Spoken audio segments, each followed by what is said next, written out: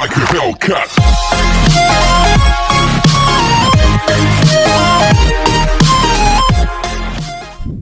Subscribe now and press the bell icon. So hey guys, welcome back to another video of KTP Krishna teaching point. आप सभी का फिर से बहुत बहुत स्वागत है। ये है हमारा part 11 theory base of accounting की सीरीज चल रही है। इस वीडियो के अंदर हम एक नया प्रिंसिपल डिस्कस करने जा रहे हैं जिसका नाम है प्रूडेंस और कंजर्वेटिज्म प्रिंसिपल। नाम से ही काफ़ी जने घबरा जाते हैं, इसीलिए इस वीडियो में मेरा मकसद रहेगा कि मैं इसे काफ़ी ईजी वे में एक्सप्लेन कर सकूँ और काफ़ी कम टाइम में।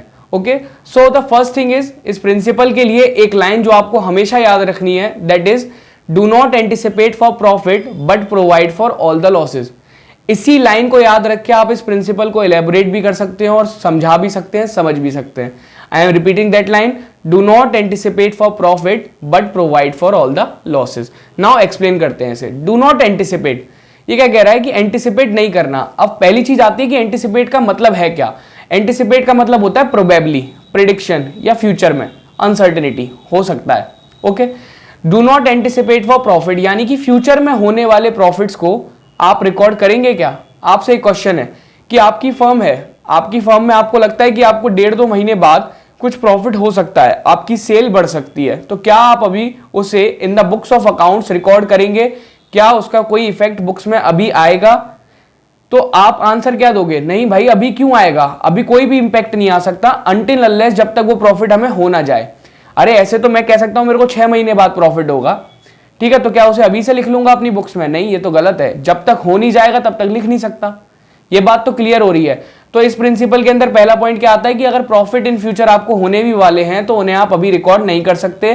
कब करेंगे रिकॉर्ड? जब वो एक्चुअली हो जाएंगे। सेकेंड थिंग, जो इसकी लाइन का अगला पार्ट था, but provide for all the losses. Do not anticipate for profit, इसका मतलब बता दिया, but provide for all the losses.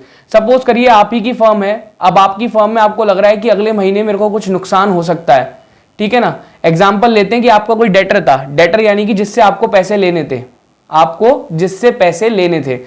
अब आपको जिससे पैसे लेने थे वो समझिए इंसॉल्वेंट होने वाला है। आपको कहीं से पता चल गया कि भाई वो तो बेकार हो चुका है, उसका बिजनेस बेकार है, अब कभी भी वो बेचारा रोड पे आ सकता है, पैसे देने की स्थिति में नहीं है।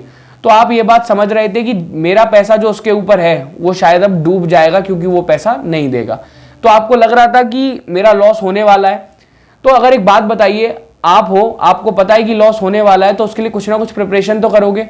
यही बात है प्रिंसिपल कहता है कि अगर प्रॉफिट हो रहे होंगे फ्यूचर में अगर फ्यूचर में कोई प्रॉफिट आने वाला है या होने वाला है तो उसको बुक्स में रिकॉर्ड नहीं कर सकता, उसका बुक्स में कोई इफेक्ट नहीं आ सकता। लेकिन अगर लॉस होने वाला है तो लॉस के लिए मैं तैयारी पहले से करूंगा, यानी कि उसका बुक्स में कहीं ना कुछ इफेक्ट आएगा जिस चीज की बात होगी, जिस भी लॉस से रिलेटेड।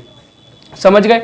सपोज दैट अगर वो डेटर जो जना था, जो इंसॉल्वेंट हो गया, पैसे देने लायक नहीं बचा है, तो अब उसके लिए क्या कर सकता हूं मैं प्रोविजन बनाऊंगा, प्रोविजन फॉर डाउटफुल डेब्ट। डाउटफुल डेब्ट यानी कि डाउटफुल है, जिस पे मेरे को डाउट है, ऐसा पैसा, ऐसी डेब्ट जिस पे मेरे को डाउट है कि वो आ भी सकता है और नहीं भी आ सकता, ठीक है ना। तो मैंने क्या करा, अपनी बुक्स में पहले से तैयारी कर ली कि हाँ भैया घाटा हो सकता है मुझे, तो इसकी प्रिपरेशन पहले से कर लेता हूं। अब प्रोविजन होता क्या है? प्रॉफिट होता है आपको हर साल, उसमें से कुछ अमाउंट अलग निकाल के रख दी जाती है, उसी को प्रोविजन बोलते हैं। अब वो अलग अलग पर्पजेस के लिए होती है। यहां क्या पर्पज है कि भाई मेरा डेटर था एक, अब वो पैसे नहीं दे सकता, तो उसके रिगार्डिंग में मैं पहले से अपनी कुछ तैयारी करके चलता हूं ताकि जब मेरे को लॉस हो तो मैं उस अमाउंट में से उसे कवर कर लूं। जो प्रोविजन की अमाउंट आपने बनाई है उसमें से ही अब वो लॉस कट जाएगा, तो अलग से शो कराने की जरूरत नहीं है और अलग से आपको लॉस बियर भी नहीं करना पड़ेगा।